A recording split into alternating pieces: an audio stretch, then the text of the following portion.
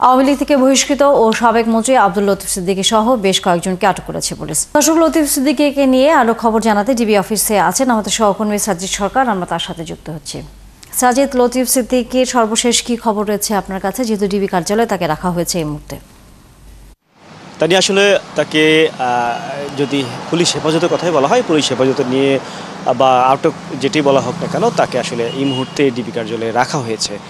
যেহেতু তার সাথে আরও বেশ কয়েকজন ছিলেন, এই কারণে কিন্তু এটি আসলে জিজ্ঞাসাবাদের বেশ কিছু বিষয় রয়েছে, সেই জিজ্ঞাসাবাদ আসলে এখনও চলছে।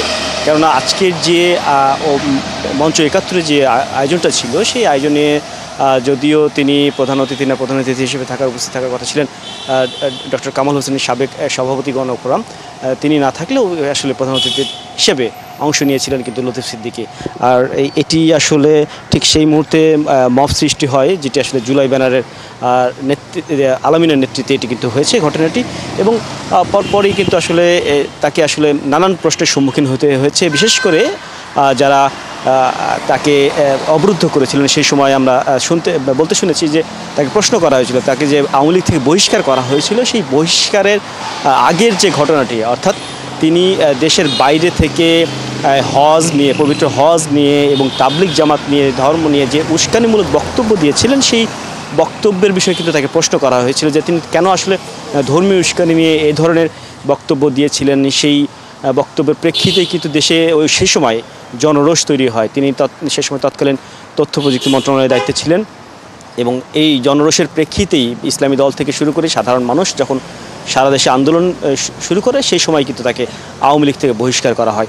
যদিও তিনি আওয়ামী লীগ থেকে বহিষ্কার হয়েছেন, কিন্তু তিনি মুক্তিযোদ্ধা হিসেবে আজকের এই গোলটেবিল বৈঠকে অংশ নিয়েছিলেন মঞ্চ ৭১, এবং এই মঞ্চ ৭১ও কিন্তু আসলে খুব বেশি দিনের নয়। এই গেল ৫ই আগস্ট জেরাই খান পান্না সহ বেশ কয়েকজন কিন্তু এই সংগঠনটির আত্মপ্রকাশ ঘটান, এবং সেটি আজকের এই প্রথম প্রোগ্রাম, এবং সেই প্রোগ্রামে তিনি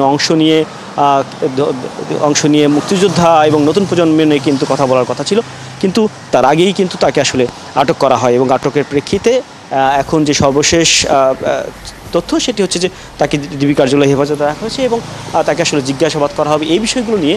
তিনি এখনও আসলে আওয়ামী লীগের সাথে সক্রিয় কিনা, আওয়ামী লীগকে পুনর্বাসনের জন্য এই ধরনের সংগঠনের ব্যানারে অংশ নিয়ে কী ধরনের বক্তব্য দিয়ে নতুন করে আবার আলোচনায় আসবেন কিনা, সেই কারণে কিন্তু আজকে তাকে এনে জিজ্ঞাসাবাদ করা হবে। অসংখ্য ধন্যবাদ সাজিদ সরকার। নিশ্চয়ই আমরা ফিরবো যদি আবারও কোনো তথ্য আপনার হাতে এসে পৌঁছায়। দর্শক, সহকর্মী সাজিদ সরকার ছিলেন আমাদের সাথে ডিবি কার্যালয়ের সামনে থেকে।